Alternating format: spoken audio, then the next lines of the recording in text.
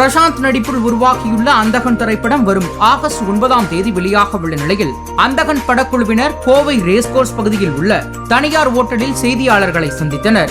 அப்போது மனம் திறந்த நடிகர் பிரசாந்த் பார்வையற்ற பியானோ கலைஞர் பற்றிய இசை சார்ந்த திரைப்படம் தான் அந்தகன் திரைப்படம் என்று தெரிவித்தார். அதே சமயம் மர்மம் நிறைந்த சுவாரஸ்யங்கள் நிறைந்தது இந்த படம் என தெரிவித்த அவர், இந்த படம் ரீமேக் படம் இல்லை, ரீமேக் படம் என தெரிவித்தார். இதைத் தொடர்ந்து ஹெல்மெட் அணியாதது குறித்து பேசிய அவர், கடந்த ஓராண்டு காலமாக ஹெல்மெட் அணிவது குறித்து விழிப்புணர்வு ஏற்படுத்தி வருவதாகவும், வயநாட்டில் மண் சரிவால் பாதிக்கப்பட்ட மக்களுக்கு உதவி செய்ய அனைவரும் முன்வர வேண்டும் என வேண்டி விரும்பி கேட்டுக்கொள்கிறேன் என தெரிவித்தார். அந்தகன் படம் பொறுத்த வரைக்கும் இட் இஸ்